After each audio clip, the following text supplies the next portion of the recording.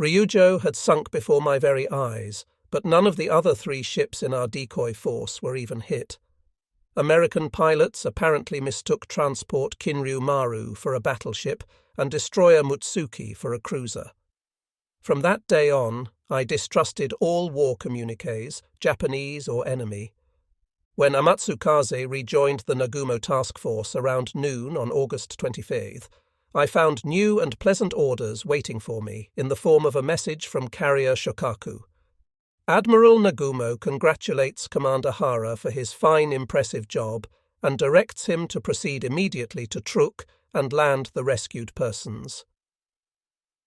Amatsukaze again broke away from the task force and steamed alone to Truk. We reached the calm of that atoll the following day.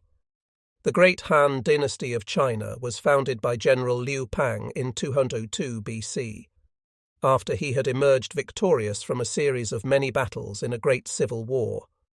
One day, after gaining the throne, Generalissimo Liu was chatting with his chief of staff, General Han Xin. Liu: "How do you rate me as a general?" Han: "I think your Majesty can command at most an army of a few divisions." Liu: "And what is your own ability?" Han: "The more armies of as many possible divisions I command, the better I work." Liu: "How does it happen that I am an emperor while you remain a general?" Han: "You are a born leader of leaders." Liu was one of the greatest emperors, and Han one of the greatest generals in history. Few admirals have enjoyed such high reputation as did Admiral Isoroku Yamamoto in World War II. He had great ability, but I feel that his reputation as a naval leader was greater than he deserved. I do not mean to compare Yamamoto categorically with Liu, but in respect of their actual abilities, they are comparable. Despite Japan's miserable defeat in the Pacific War, the nation is still inclined to regard Yamamoto as a hero.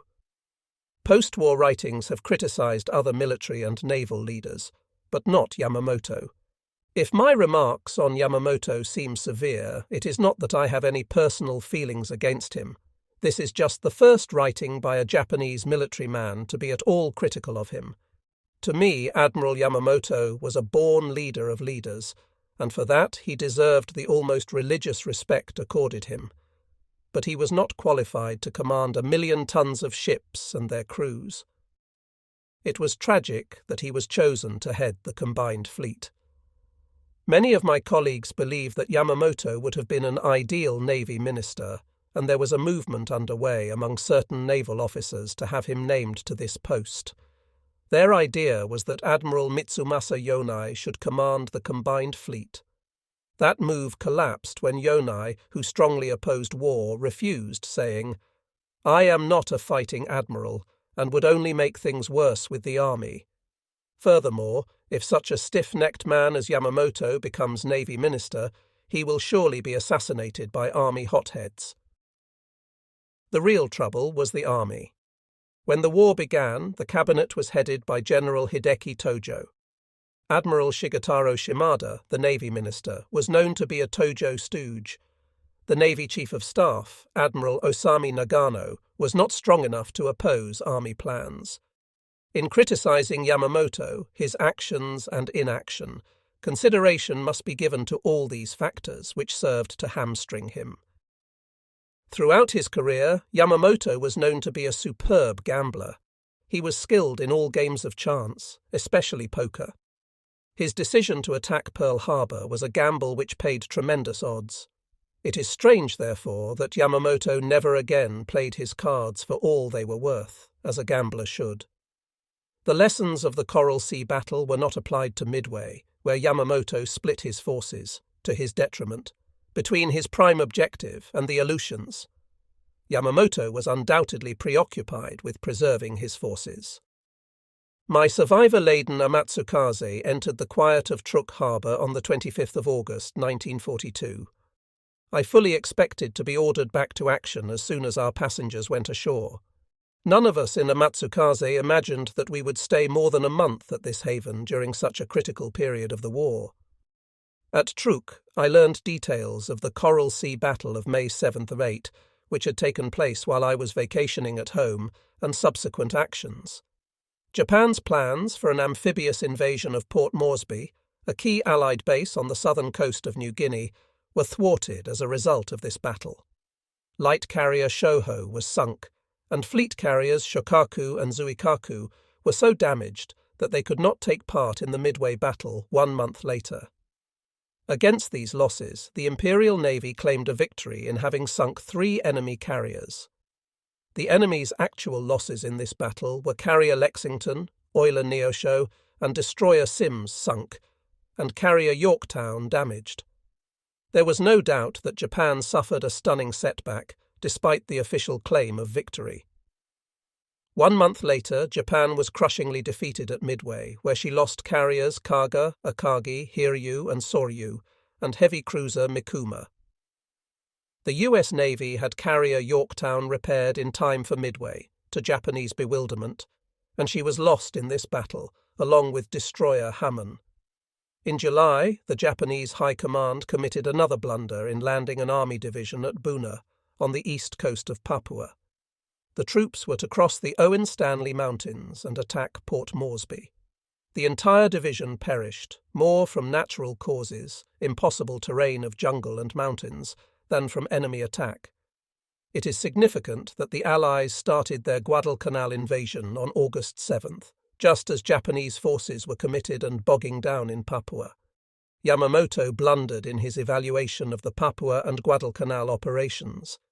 Just as at Midway, he had divided his forces in making a simultaneous attack on the insignificant Aleutians, so with Guadalcanal, he was forced to divide his efforts between that island and the Papuan Peninsula. The piecemeal Japanese offensives were ineffective, and the consequent division of forces and effort was disastrous.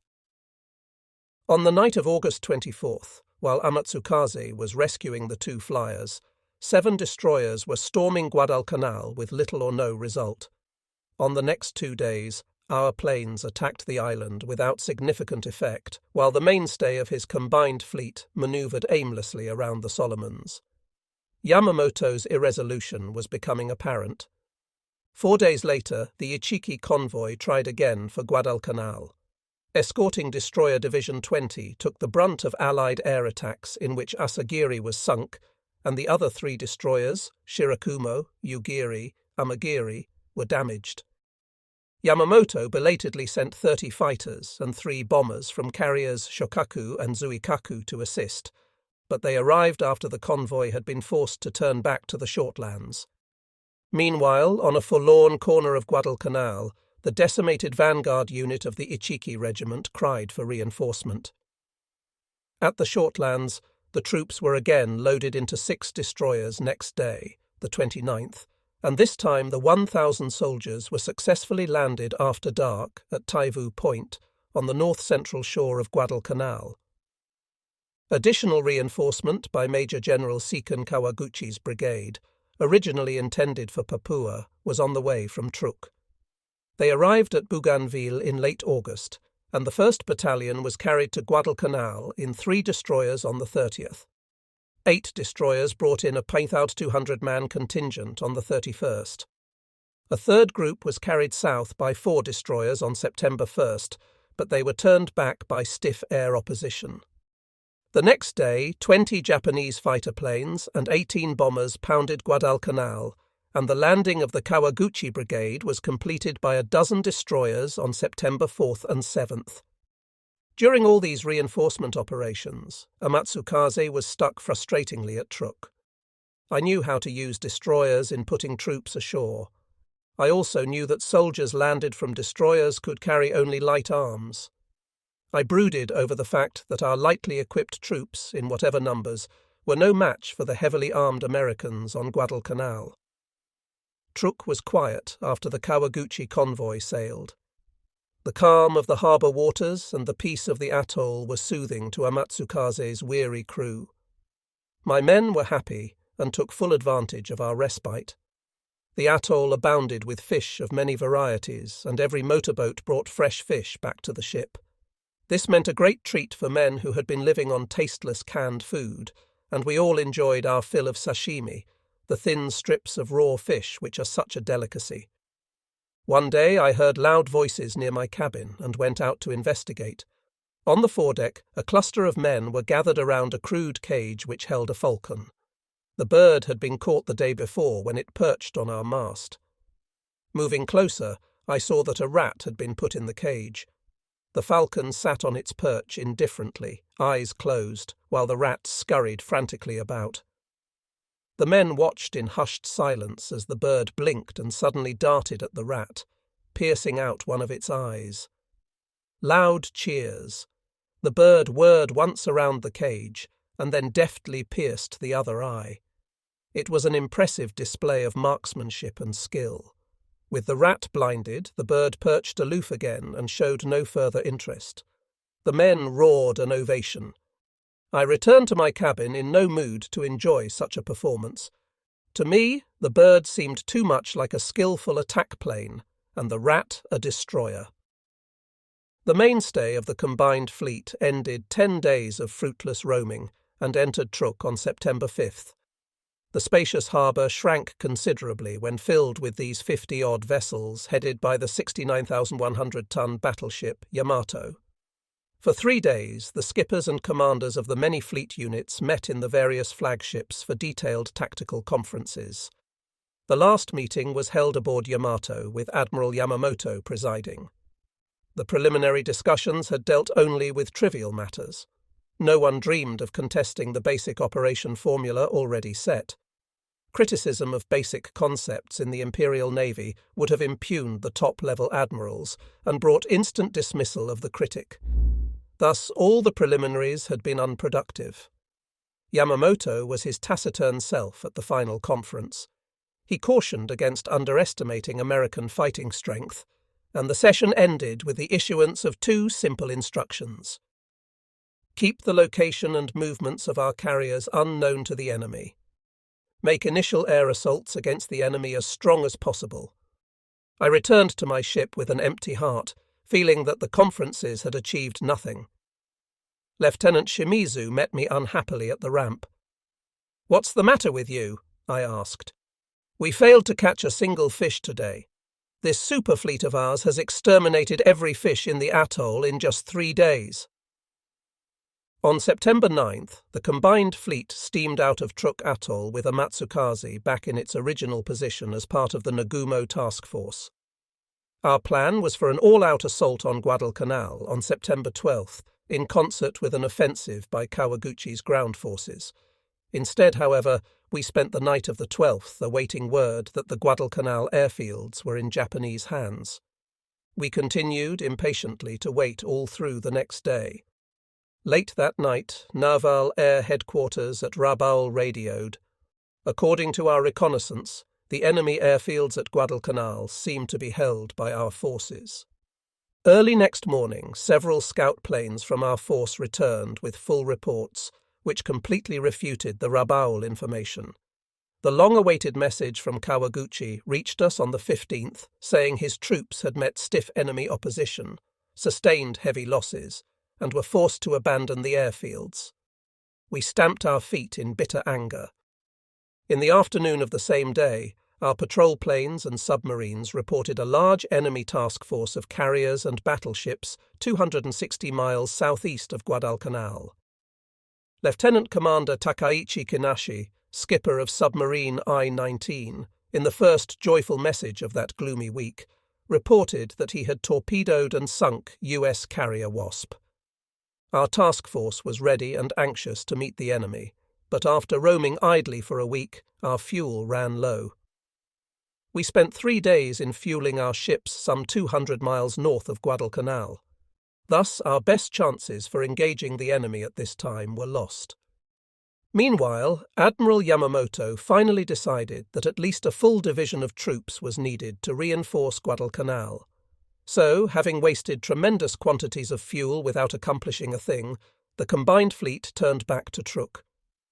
At the same time, Yamamoto ordered Rear Admiral Kakuji Kakuta, then training 3 new carriers in home waters, to bring his ships to Truk as soon as possible.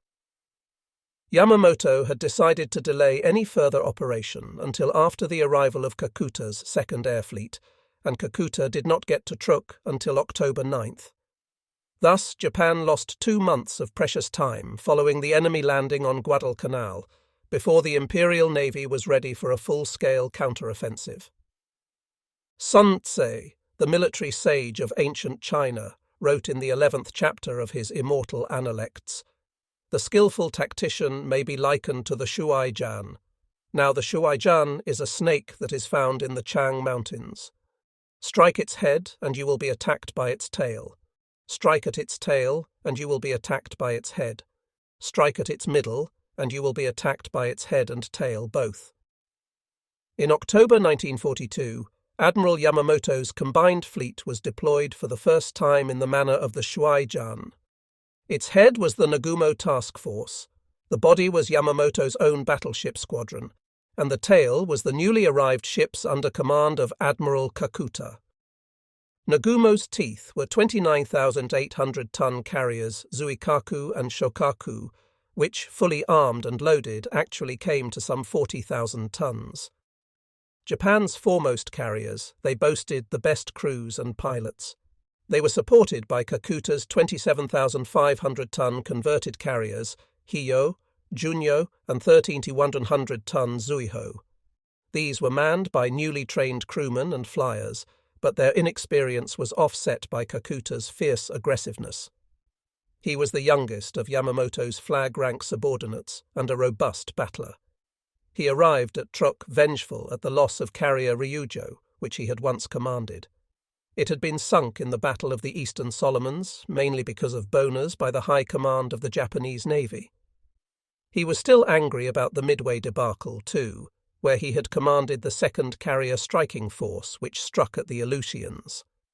In that case, the tail was extended too far to permit it to strike back when the head was attacked. By October 1942, Imperial headquarters at Tokyo had awakened to the grave situation and authorized Yamamoto to concentrate on Guadalcanal and leave the Papuan operation as it stands. He was thus given a chance to be Sun Tzu's skillful tactician, but he was not given a free hand in carrying out his chance. The army still held the initiative. The army brought its 2nd Division from Java to Rabaul and requested a joint amphibious operation to Guadalcanal. The amphibious operation meant that the army supplied troops and arms. It was up to the Navy to carry and support them. The army had half of all Japan's combat planes, but it did not offer a single one to this operation. The Japanese concept of a joint operation was quite different from that of the United States. When Guadalcanal landing operations were resumed, it was the famed Tokyo Express which carried the 2nd Division. These were ships of Rear Admiral Gunichi Mikawa's 8th Fleet at Rabaul. Rear Admiral Kakuji Kakuta's task force steamed out of Truk on October 10th to give air support to ground operations at the bitterly contested island. My ship and one other destroyer had left Truk the previous day to hit Ndeni, one of the northern islands in the Santa Cruz group, which we suspected of harbouring enemy flying boats. We arrived there only to find the island completely evacuated. We swung back north of the Solomons and on October 15th joined the Nagumo Task Force, which had left Truk on the 11th. Mikawa's Tokyo Express landed the 10,600-man 2nd Army Division in 8 trips between October 2nd and 11 practically without loss. The operation was a complete success. The Allies apparently recognized the Shuai-jan deployment and took a cautious stand. The only clash was on the night of October 11th between Rear Admiral Aritomo Goto's Cruiser Division 6 and Rear Admiral Norman Scott's Task Force 64. The Japanese escort group was ambushed by TF-64 in the narrow waters between Savo and Guadalcanal Islands, in what has since become known as the Battle of Cape Esperance. The American fleet of 4 cruisers and 5 destroyers had a numerical advantage over Japan's 3 cruisers and 2 destroyers. The furious fight ended with Japan losing cruisers Furutaka, sunk, and Ioba, damaged. TF-64 suffered the loss of destroyer Duncan, sunk, and destroyer Fahrenholt and cruisers Salt Lake City and Boise damaged. This action was further costly to Japan in that Admiral Goto was killed, but the battle was valuable too, as it cleared the American fleet from the area. Vice Admiral Takeo Kurita was thus able to bring battleships Kongo and Haruna close to the Guadalcanal coast on the night of October 13th for a point-blank bombardment of Henderson Field. This was Yamamoto's first departure from his previous policy of hoarding the battleships. In all the earlier operations, he had steadfastly refused to expose battleships at the fighting front. With air support available from a field just completed at the southern tip of Bougainville, Yamamoto gambled. The gamble paid off. At 2300 on October 13th, the two 20-7500-ton warships closed to within 1 mile of the coast and slowed to a leisurely 18 knots. Their 16 big guns hurled 918 incendiary shells onto the airfield, which burned for a full 24 hours. Japanese troops on the island were thrilled and encouraged by this spectacle and urged the Navy to repeat the show. Yamamoto obliged, and the next night Admiral Mikawa paralleled the coast in cruisers Chokai and Kinugasa and sprayed the airfield with 752 shells. But there were other chores for the Navy these days and nights, and an important one was the delivery of heavy arms to equip the troops. While such undertakings were in progress, the American task force worked its way back. The first effective American air attack hit on October 15th, when 6 Japanese transports were sunk or put out of action. Another devastating attack came on the 17th. Early that morning, 2 American destroyers carried out an audacious bombardment of supply dumps, setting them afire. 7 American bombers returned that afternoon and finished the job. The lack of motorized equipment for quickly moving, landed cargo to places of safety thus cost the Japanese army dearly. Brave men cried in anguish at the sight of these precious dumps in flames.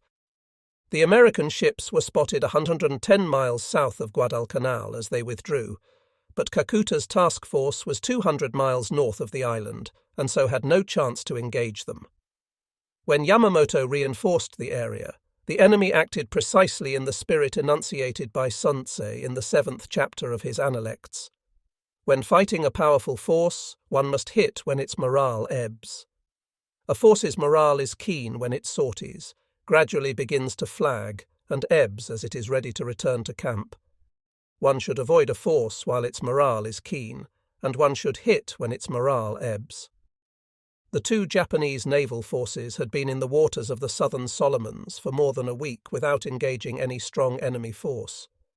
Their initially high morale was waning. Meanwhile, we were waiting impatiently for an all-out offensive on Guadalcanal promised by the land troops for October 20th. The army had at Guadalcanal its 2nd Division, from Sendai in northern Honshu. This outfit had occupied Nanking during the China War. Its ruthlessness had won it notoriety in the much exaggerated rape of that city. The division had an easy time invading Java, where it faced practically no opposition, but it failed completely to anticipate the rugged terrain and inclement weather of Guadalcanal. Now, with more than half of its newly landed equipment burned by the Americans, the army troops were fighting a truly uphill battle. Despite the urgency of the army's situation, the October 20th offensive was postponed repeatedly while the Navy stamped its feet in disgust. Ominously for Japan, Admiral Kakuta's flagship carrier Hiyo suddenly developed engine trouble on October 22nd. Frantic efforts by her engineers failed to correct the difficulty. Her engines, originally designed for a merchant ship, were not capable of the acceleration needed for a carrier. Kakuta transferred his flag to Junyo and ordered Hiyo back to Truk. It returned there at its best speed of 6 knots. The stage was being set for an American onslaught against the Japanese Navy, as much as for land action on Guadalcanal. And now Kakuta's task force had only 1 carrier. Zuiho had been transferred earlier to the Nagumo task force. The Sunsa snake was no longer lithe, and its tail had lost 2/3 of its original stingers. Fresh, eager American naval forces were ready to strike. In the late afternoon of October 24th, Vice Admiral Chuichi Nagumo sat grimly in his cabin in carrier Shokaku. He had aged visibly since the Midway defeat. His hair was grey, his face sallow and deeply wrinkled. He stared at two pieces of paper. He had already read them dozens of times, trying to puzzle out their meaning. One was a United Press story dated October 20th, saying that the United States Navy was preparing for a major sea and air battle in the South Pacific. Nagumo asked himself what this meant. Was it a trap? The other sheet of paper listed enemy ships spotted by Nagumo's scout planes since the arrival of his task force in the area. "The enemy carriers have been missing for a week," Nagumo mumbled. "What does this mean?" He stood up and slowly paced the room. The aging admiral stopped short, smiled, and thought of Sun Tzu's advice that one should avoid engaging the enemy while his morale is keen, and one should strike when his morale ebbs. There was a knock at the door, and one of Nagumo's staff officers entered. "Sir," Commander Toshitane Takada said as he saluted, "radio men report they are suddenly getting great numbers of undecipherable messages, evidently from nearby enemy submarines and aircraft." "Very well," Nagumo nodded. "Call Chief of Staff Kusaka quickly." Rear Admiral Ryunosuke Kusaka, a heavy-set, energetic man, rushed into the room from the bridge a few moments later. "How is the fuel supply of our ships?" Nagumo asked. "They are fueling from tankers, sir," Kusaka replied. "Very well," Nagumo nodded. "Inform every skipper that a major action is imminent." "Spread the formation, Imperial." About the same time on the carrier Junyo, Rear Admiral Kakuji Kakuta was listening to a radio broadcast from Hawaii. The commentator was predicting a major sea and air battle soon near the Solomons. Kakuta had been considering two sheets of paper identical to those of Nagumo's. Kakuta snorted and turned to his air officer, Lieutenant Commander Masatake Okumiya. "Well, what do you say, Masatake?" This alert and intelligent little man, whose eyes sparkled from his impassive face, burned and scarred in an air crash several years earlier, cleared his throat and said quietly, "Sir, October 27th is America's Navy Day." Kakuta, a burly battler, jumped to his feet and roared with laughter. "Very good, very good. Let's hustle and prepare a nice Navy Day gift for those cocky Yanks." On board Shokaku, Nagumo still conferred with Kusaka. "What is our deployment now?" Nagumo asked. "Battleships Hiei and Kirishima, cruiser Chikuma, and 7 destroyers of Rear Admiral Koki Abe are ahead of us, 60 to 80 miles to the south," Kusaka replied. "Rear Admiral Chuichi Hara's cruiser Tone and destroyer Terutsuki are 200 miles to the east. Rear Admiral Kakuta's force is 300 miles to the west." "Any reports on enemy carriers?" "No, sir." The ensuing brief silence was broken by Nagumo, who spoke hesitantly, meditatively, as if thinking aloud. "At Midway, the enemy struck us at a time of his choosing. Now, too, there is no doubt that the enemy pinpoints our position as if on a chessboard, but we are running blind." Commander Takada, a staff officer, ventured to speak. "Excuse me, sir. May I suggest sending a message to Yamato, the combined fleet flagship, then at Truk, asking for instructions?" Nagumo was silent. Kusaka closed his eyes for a few moments, then opened them and said, "All right, Takada, take this message. From Kusaka, 1st Air Fleet Chief of Staff, to Vice Admiral Matome Ugaki, Combined Fleet Chief of Staff. May I suggest halting our southward advance until we receive definite word that the Army has captured Guadalcanal airfields. There seems to be a possibility of our being trapped if we continue going like this." Nagumo listened intently and nodded his concurrence. The message was sent, and a grim silence descended on the cabin. Nagumo and his staff settled down to wait for an answer. My destroyer Amatsukaze was cruising 2,000 meters to port of flagship Shokaku. We were part of the ring formation of 1 cruiser and 9 destroyers which surrounded the flagship and carriers Zuikaku and Zuiho of Carrier Division 1. Nagumo and Kusaka had learned a bitter and costly lesson at Midway, and they were taking full precautions this time. Shortly after midnight, the long-awaited reply arrived from Truk.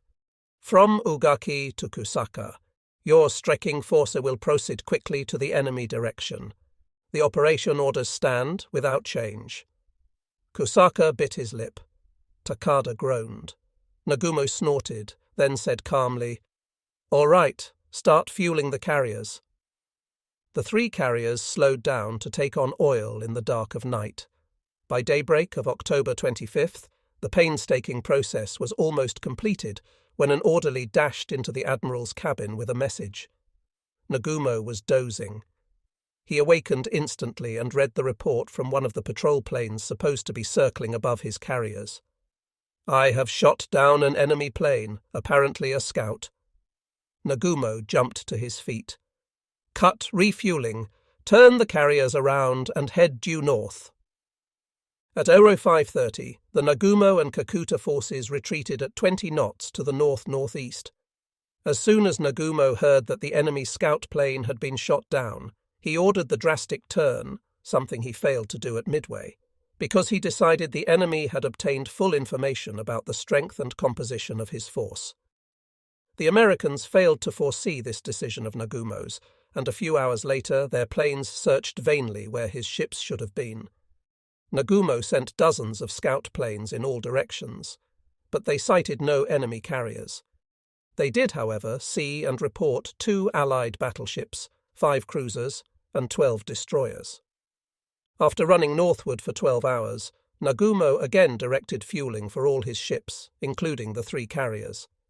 At 1900, the 2 Japanese task forces reversed course and headed south at 20 knots.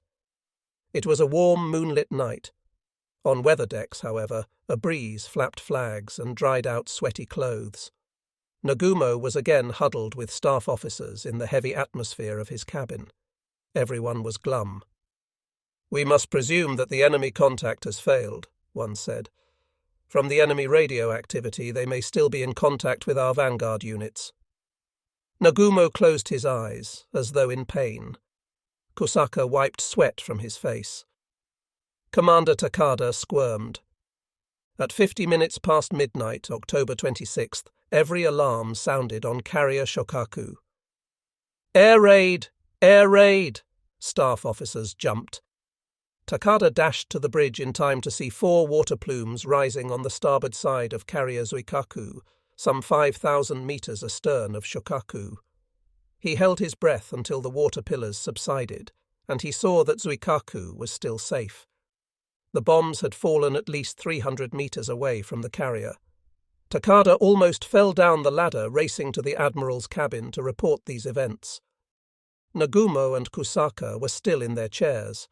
When Takada reported what he had seen, the 2 admirals looked at each other and said exactly the same thing. "Let's turn around." From the bridge of Amatsukaze, I saw Shokaku's signal light blink. "All ships turn 180 degrees to starboard." And then the big black ship started its abrupt turn. A second blinker light order followed shortly. "Speed of advance, 24 knots." And the third message came at 01:30 as the turn was completed. All ships of this force steady on course 0 degrees. The moon vanished into the clouds, and an uneasy hour passed while we braced for an all-out attack by the enemy. Not a single enemy appeared. It was becoming evident that the plane which had hit, and so poorly, at Zuikaku had committed a grave blunder. It had sounded an alarm, a most vital alarm, to which the Japanese responded promptly, to the distinct disadvantage of the enemy. Dawn of October 26 was to break at 0345. Japan time. Local or sun time in the Solomons was 0545. In the pre-dawn darkness, red-shaded flashlights moved to and fro on Shokaku's deck. It was plain that all hands were busy in the carrier. At 02:15 our radio picked up a report that the vanguard unit, then running far to our rear, had catapulted 7 reconnaissance planes.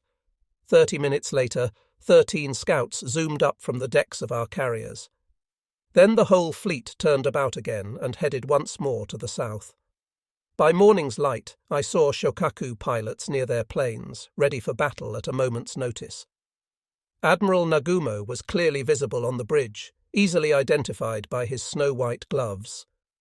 About 0500, the radio room voice tube suddenly came to life as Ensign Hideo Shoji shouted excitedly, "Shokaku scout plane reports a large enemy force at KHI-7. Force consists of 1 Saratoga-class carrier and 15 other ships heading northwestward. EO4 50 hours." I was speechless at discovering that KH-17 was 210 miles distant on bearing 125 degrees. We had figured that the enemy would be directly ahead of us, or even slightly to the right. Cold chills ran down my spine. My officers took a look at the chart and groaned. Similar consternation was being felt on the bridge of every Japanese ship. Everyone suddenly realized how narrowly we had escaped an enemy trap. Had we maintained a southern advance without the 2 turnarounds and the northern run, the Americans could have struck at us from the rear and battered us into a disastrous defeat. On Shokaku's bridge, Admiral Nagumo grinned for the first time in many hours. He ordered an immediate air sortie, and planes began rolling down the deck. Everyone had learned at Midway that the slightest hesitation could cause a debacle. Shokaku and Zuikaku launched 40 bombers and 27 fighters within 15 minutes. Their speedy action was in marked contrast to the sluggish Ryujo operations I had witnessed 2 months earlier in this same area. 2 American scout planes cut through the overcast and suddenly swooped to spray a few bombs on carrier Zuiho. Their daring paid off. 1 bomb pierced the flight deck aft and exploded. The resulting fire was soon put under control, but the deck was ruined. Zuiho's skipper signalled that she could launch planes, but could not receive any on her damaged deck. Nagumo reluctantly ordered Zuiho to withdraw after dispatching all her fighters. Combustibles were removed from every ship's deck and all water pipes were opened. The enemy had located our forces and might appear in force any moment. A second wave of Japanese attackers, including Zuiho's 16 fighters, was launched by 0600. All carriers were now left without air cover. We had to strike the enemy first. Meanwhile, in carrier Junyo, Admiral Kakuta angrily stamped his feet at learning that the enemy was 330 miles away. He ordered his ships to head southeast at full speed, and enthusiastic boilermen responded instantly. The bulky converted carrier reached her maximum speed of 26 knots in a record 10 minutes instead of the usual 20. Junyo sprang from the ring formation, leaving behind her 3 escorting destroyers. The destroyermen gaped at seeing the most sluggish carrier in service running away from them. It took the destroyers more than an hour to catch up with their darting flagship. The 330-mile distance to enemy targets was not prohibitively far. Kakuta could have had his planes return to the nearer Shokaku or Zuikaku instead of trying to range back to Junyo, but he wanted to close with the enemy so that he could juggle his few combat planes for as many attacks as possible. The enemy's timing and movements were most adroit, but he failed to reckon that the smaller, more distant task force, with its lone carrier, would offer such a determined fight. Starting at 0714, Kakuta sent out 29 planes in 3 attack waves to strike the enemy. Breakfast that day was even more Spartan than usual.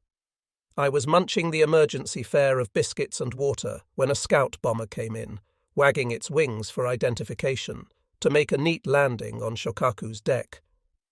Handling crews were at work on the plane as soon as it stopped, readying it for another sortie.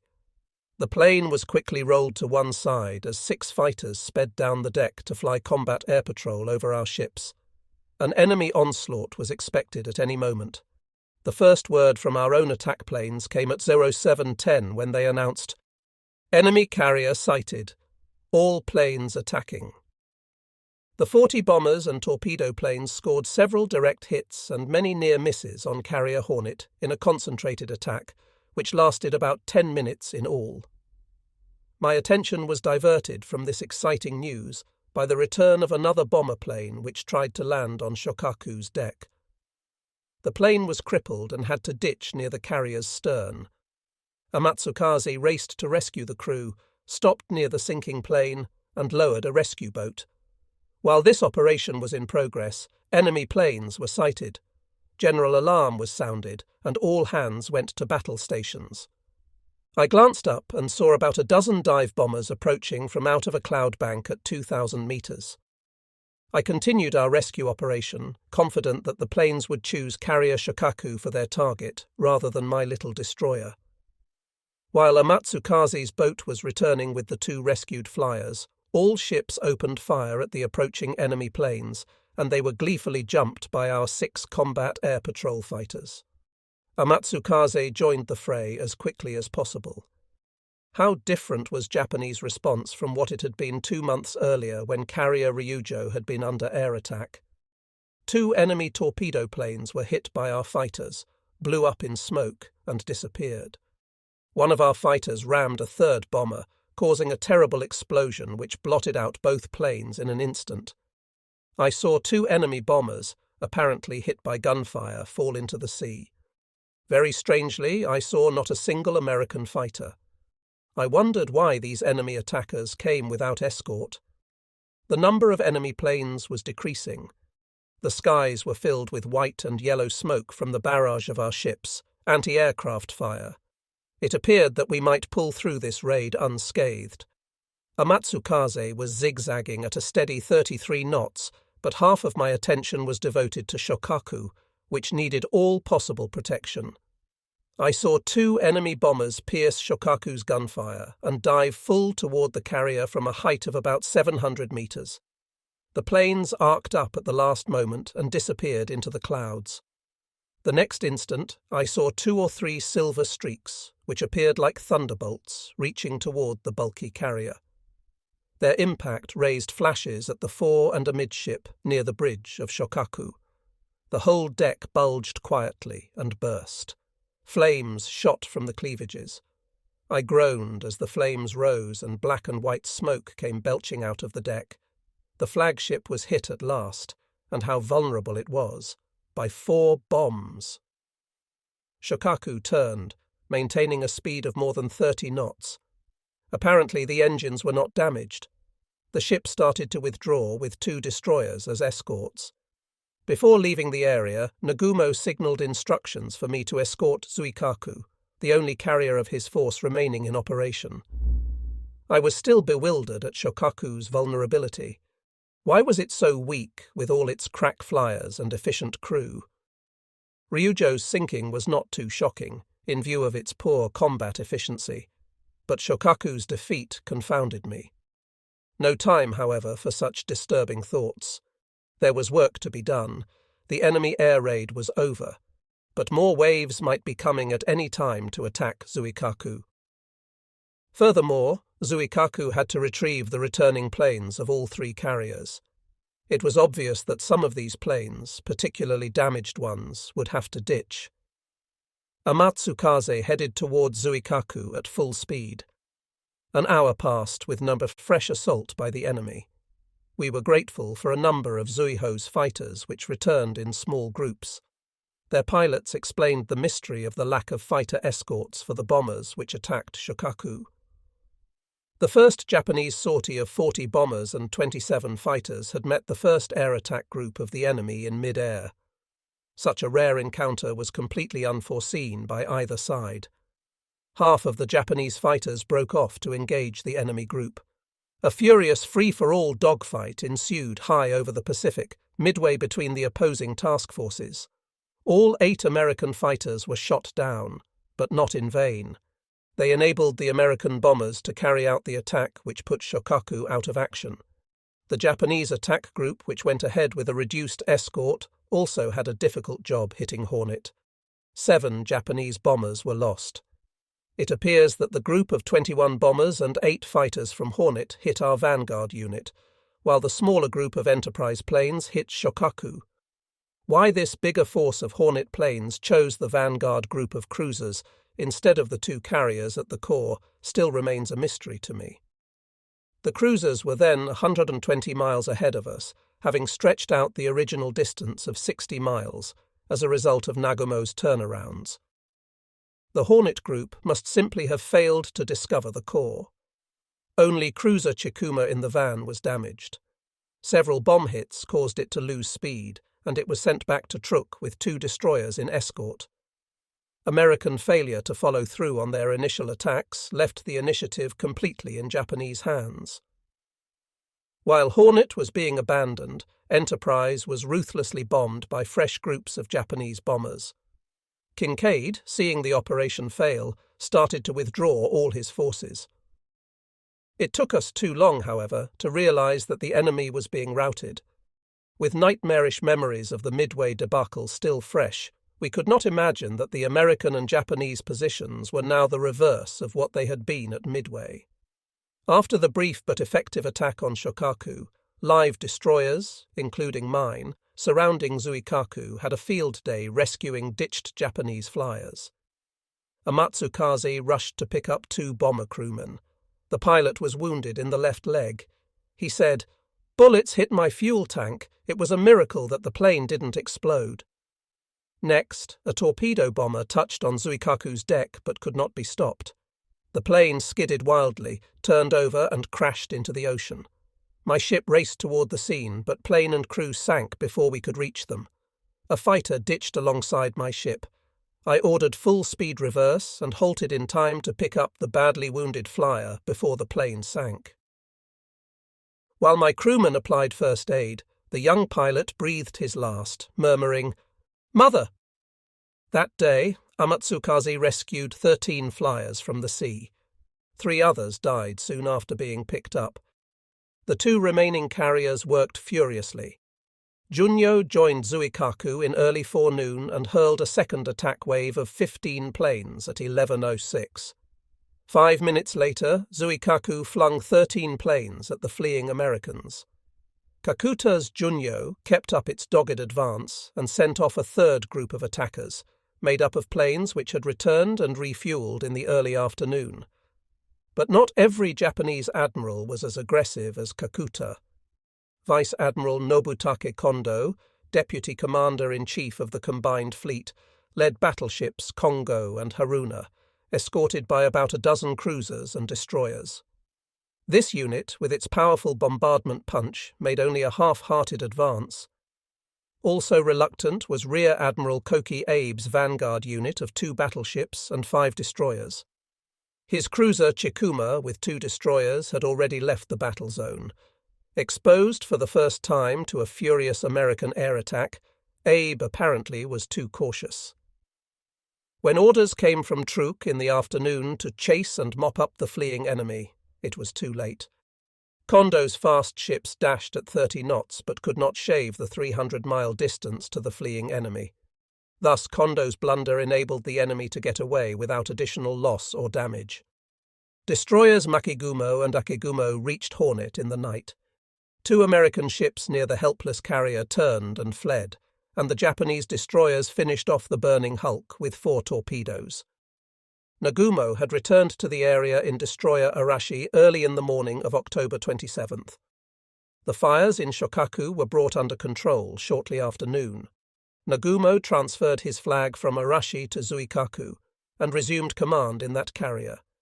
Many planes were sent out by Zuikaku and Junyo, but they were unable to find the enemy fleet anywhere within their 300-mile scouting radius. At 06:30 on October 27th, Nagumo called off the operation. All ships of his force gathered during the day and turned triumphantly toward Truk. The balance sheet of the Santa Cruz battle follows.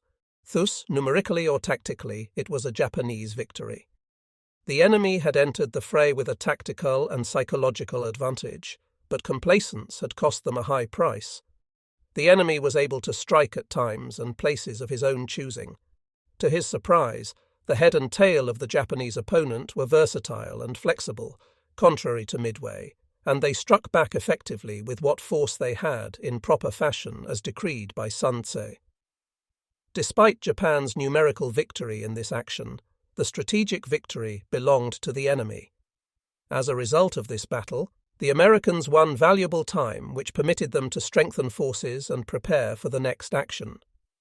This was achieved at nominal cost because our centre force, under Admiral Kondo, was lacking in spirit.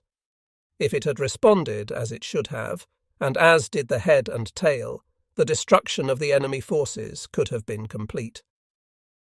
Jubilance over the Santa Cruz victory did not last long.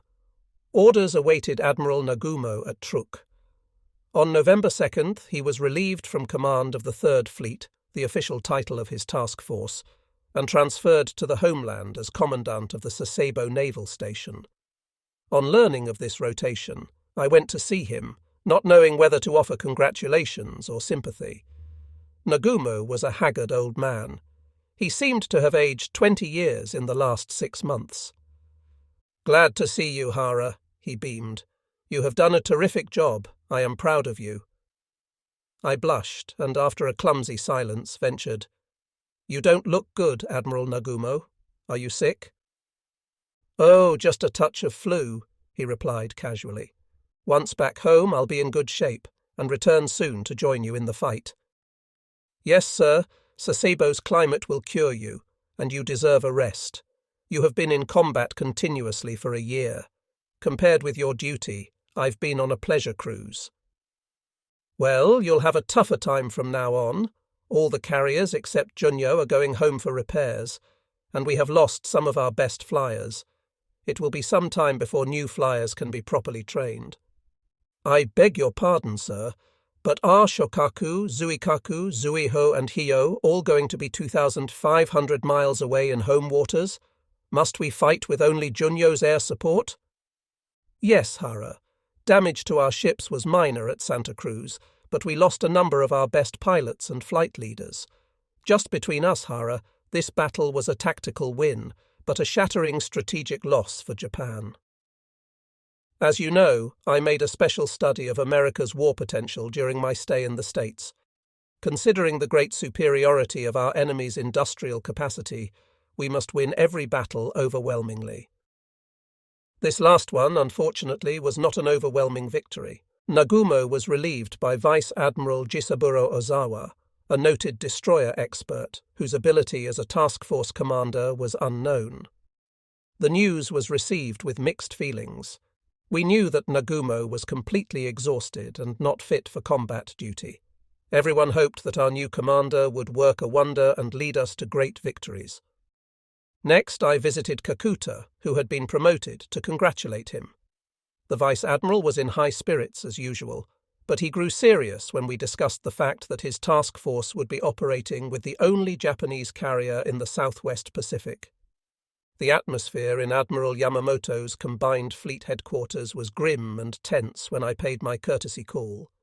Since the 2nd Division had taken such a beating, the Army had decided to commit the 38th Division to Guadalcanal.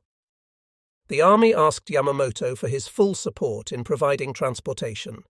He had no choice but to comply. Yamamoto knew that all his units were particularly tired after the Santa Cruz battle, but he had to send them out again, and this time with insufficient air cover. Yamamoto rationalized that the enemy had suffered such losses at Santa Cruz that he must be equally exhausted. For a while in early November, this rationale appeared to have substance when 20 Japanese destroyers succeeded in landing the entire 38th Division in runs made on the 2nd, 7th, 8th and 10th without enemy obstruction. But the United States Navy, exactly as in the previous operation, was waiting only for correct timing. The Americans came back and clashed with the Japanese in a series of savage sea battles off Guadalcanal November 12-15. I took part in the first of this series and found that Nagumo's prediction was right. It was much tougher than any previous battle of my experience. I torpedoed and sank cruiser Juno and destroyer Barton, and damaged Rear Admiral Daniel T. Callahan's flagship San Francisco. 2 shells from American cruiser Helena mowed down 43 of my men, while I stood uninjured in their midst. I was fortunate to survive the battle. This was one of the most fantastic sea battles of modern history, in that it was fought at almost point-blank range between 14 Japanese and 13 American warships. Japan lost 1 battleship and 2 destroyers. Of the American fleet, only 3 destroyers and 1 badly battered cruiser survived. a number of the American commanding officers were killed. It was one of the worst United States defeats of the entire Pacific War. Yet Japan was not entirely happy with the results. In fact, the commanding Japanese officer was court-martialed and retired for his disgraceful leadership. The battle was extremely confused. True details, except for the final score, will probably never be known. I have sought to reconstruct the battle in as complete, objective, and unbiased a manner as possible. Rear Admiral Koki Abe, a destroyer specialist and a combat veteran, commanded the Japanese ships. He was known for his extreme caution, which his critics claim often amounted to timidity. In the Santa Cruz battle, he had commanded the vanguard unit which withstood United States air attacks, but failed to give effective chase to the fleeing enemy forces at the end. Admiral Abe was not enthusiastic when he received Yamamoto's orders to lead a 14-ship squadron in a shore bombardment with incendiary shells, as Kurita had done the previous month. Abe did not believe the Americans were so stupid that the very same formula of attack could succeed again against the jealously guarded island. Abe's mood was bad, particularly after learning of the October 11th battle off Savo Island, in which his lifelong friend, Rear Admiral Aritomo Goto, was killed. Survivors told Abe that they had been caught off guard by the enemy's radar-equipped ships led by Rear Admiral Norman Scott. Abe also knew that Goto had died, believing he was the victim of friendly gunfire. On the smashed bridge of cruiser Furutaka, he breathed his last, murmuring, "Bakayaro, Bakayaro! Stupid bastard!"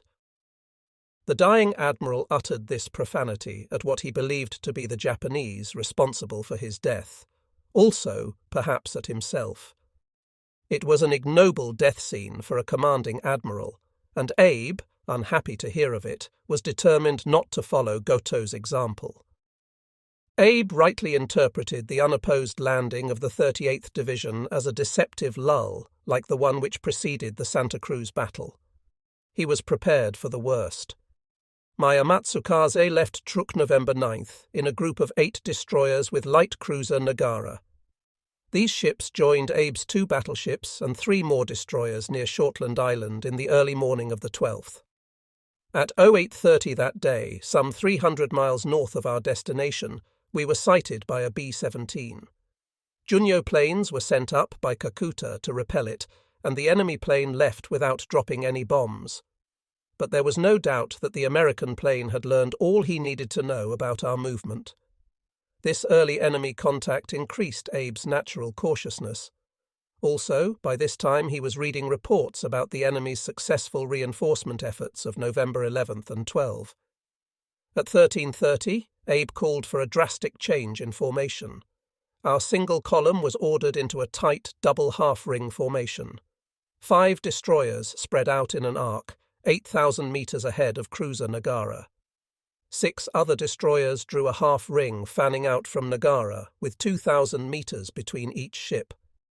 Flagship Hiei and sister Kirishima, 27,500-ton battleships, followed in column behind Nagara with 2,000 meters between each of them. This tight formation was completed by 1400, when we were within 200 miles of Guadalcanal. I thought the aim of this formation was to prevent surprise attack by submarines or aircraft during our approach to the target area. I never dreamed that Abe was so concerned over a surprise attack that he would stick to this complex setup throughout the operation. While we proceeded south at 18 knots, Hiei catapulted a scout plane. An hour passed with no message from the plane. No enemy planes came either. The weather suddenly turned bad. Thick clouds gathered rapidly, bringing a tropical rainstorm. It was a tremendous driving downpour which covered everything in darkness. It became difficult to see the nearest vessel. Nerves tightened in Amatsukaze as we waited expectantly for orders to slow down and change to a less complex formation. No such orders came. To Abe, the storm was a blessing. He knew that, cloaked in such a rain squall, his squadron was safe from air, surface, and submarine attack. At his staff officer's advice to slow down, he snorted, We must maintain this speed to reach the target area in good time. A rain squall on tropical seas is normally limited to a small area and seldom lasts more than a few minutes. To our growing amazement, this squall appeared to be endless. We continued to advance at 18 knots. 2 hours passed without let-up of the cascading rain. Sweat streamed down our faces and bodies, despite the torrent of rain which drenched us like rats. In peacetime, a force commander would never take his ships through a blinding storm at such speed and in such a complex formation. Anything could happen. On that day, however, not a single hitch developed in the long, almost blind dash. This performance, which lasted more than 7 hours, attests to the seamanship of Japanese destroyer crews. The same high proficiency kept us from shooting each other in the confused battle which ensued. American reports claimed that some of our ships fired on each other, but this is not true. On Hiei's bridge, Abe was in a buoyant mood. To his drenched officers he said, "This blessed squall is moving at the same speed and on the same course as we are." The first message came in from the scout plane. "More than a dozen enemy warships seen off Lunga." And Abe chortled, "If heaven continues to side with us like this, we may not even have to do business with them." The squadron pressed on. Hours passed, but the rain squall did not abate. If anything, it got stronger. In all the years of my career, I never experienced such a rain. It was completely enervating. My officers were bored and expressed their boredom. Ensign Shoji said, "Phew, this rain is killing me. I am fed up. Let us fight the Americans, not this rain." We were nearing our goal at 2200, if all 14 of our ships had navigated accurately. On board Hiei, Abe pored over the charts. Being a destroyer expert, he knew the skill of each of his skippers, and he knew that Rear Admiral Susumu Kimura in Nagara was one of Japan's top navigators. Abe had just received a message from the Army observation post on Guadalcanal, saying, "Weather now very bad here."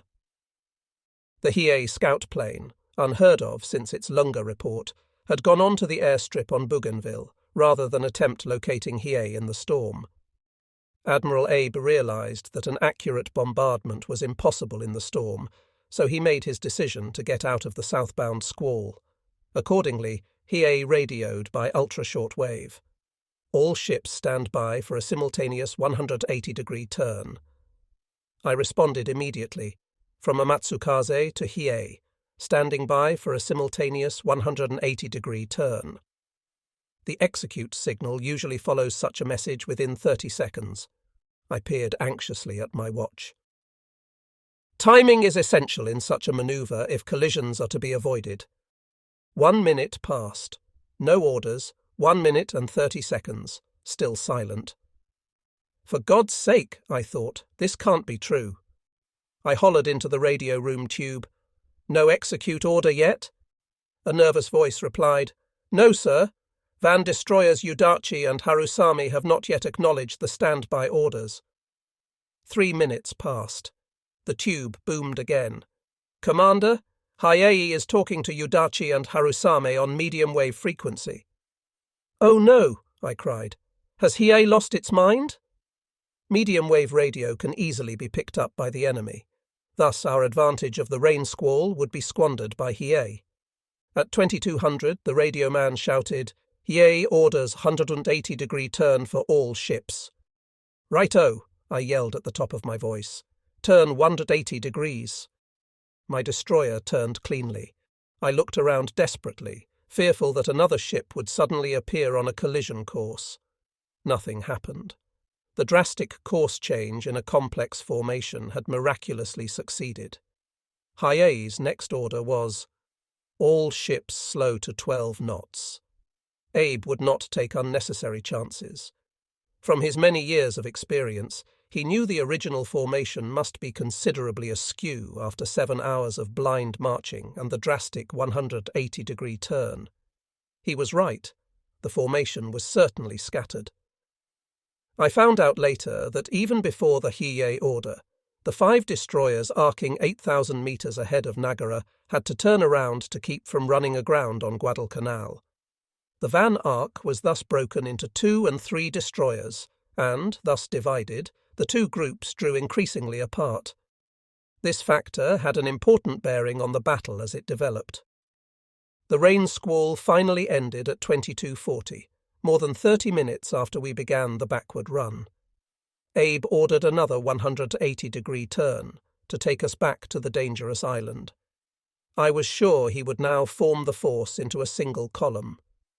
Our complex formation was good for opposing attacks by small torpedo boats, but we would be stymied if an enemy stormed us in strength. Abe, maintaining his cautious stand, steadfastly held to the formation. For the first time I began to doubt his wisdom. In battle it is bad to doubt one's leader, but I thought it was meaningless to keep such a formation after exposing ourselves to the enemy by our use of medium-wave radio. The enemy was sure to locate us and to strike. "Small island, 60 degrees to port," a lookout's shout ended my musing. Almost simultaneously another hollered, "High mountains dead ahead." I turned to the left and saw the black, chunky form of Savo Island looming out of the darkness. Forward I saw the mountains of Guadalcanal barely visible against a dark background of clouds. Feeling that battle was imminent, I trembled in excitement and breathed deeply of the balmy night breeze. I shouted, "Prepare for gun and torpedo attack to starboard. Gun range, 3,000 meters. Torpedo firing angle, 15 degrees. Silence prevailed in our ship as every man went to his battle station. In Hiei, Abe was studying various reports. Guadalcanal observers radioed that the rain had just cleared and that they could see no enemy ships off Lunga. Bougainville reported sending out float planes. 50 minutes after the second turnaround, the squadron was about 12 miles offshore. Abe was still undecided and sighed wearily. "Tell Hiei and Kirishima to ready main batteries for Type 3 shelling." In the 2 ships, the huge 1-ton shells, each loaded with hundreds of incendiary bombs, were stacked up and ready around the turrets. The gunners were itching for fire orders. At 23:42, a message came in from Udachi. "Enemy sighted." "What is the range and bearing?" Abe roared. "And where is Udachi?" Abe had hardly finished his outburst when Hiei's masthead lookout frantically shouted, "4 black objects ahead, look like warships, 5 degrees to starboard, 8,000 meters. Unsure yet, visibility bad." Abe covered his face.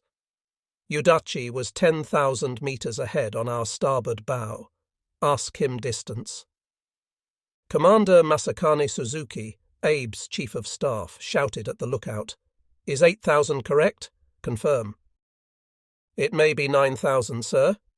Abe, visibly shaken, said in a faltering voice, "Tell Hiei and Kirishima gunners to replace all those incendiaries with armor-piercing and set turrets for firing forward." Abe staggered to his chair. He was in agony. Should he order the 2 battleships to turn around while they changed shells? He deliberated and finally decided not to, figuring that at such short range his battleships would be sitting ducks for the oncoming enemy. This indecision, it was later ruled, cost him his ship. On the decks of the 2 battleships there was pandemonium. Almost every hand had left his battle station to help cart away the Type 3 shells.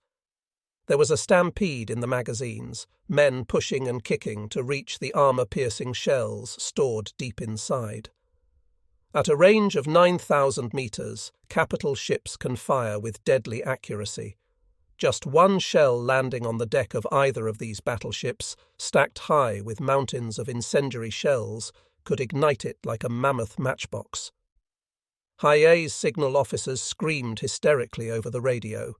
Ultra-shortwave, ordinary shortwave, and medium wave, all available frequencies were used to announce the presence of the enemy. Security precautions were thrown to the winds. On Amatsukaze's bridge, the notice came as no surprise. I watched uneasily, however, as Hiei's crewmen scurried like scared rats. My lookouts still could not see any enemy ships, and they squirmed. "No sweat, boys," I shouted. "We are well prepared to engage when the distance is down to 3,000 meters." Mysteriously, for 8 long minutes, no shells came from the enemy. Their combined speed of 40 knots meant that the two forces were closing at a rate of 1,200 meters per minute, and still no gunfire. What a contrast to the Java Sea battle, when both sides started firing at a range of more than 25,000 meters. The pandemonium in Hiei and Kirishima was over. All incendiaries had been removed, and the guns were ready to fire regular armor-piercing shells. Why had the enemy allowed us to gain the precious 8 minutes, which saved us from catastrophe? Seeking an explanation, I have read American post-war accounts of the battle. The answer was complex and difficult to come by, because most of the high-ranking officers in the American task force died in this action. All versions I read were based on fragmentary and often conflicting accounts by survivors. I learned, however, that the enemy's inability to open fire during the critical 8 minutes was the result of an impossible deployment and confused command. At 23:41, when Udachi reported her sighting, the enemy force was advancing in a single column headed directly against the core of the Japanese unit. From such a formation, only the leading ship could fire. That accounts for the enemy gun inactivity at the outset, but it does not explain subsequent events. Why did they not swing sharply to the right to bring their turrets into firing position?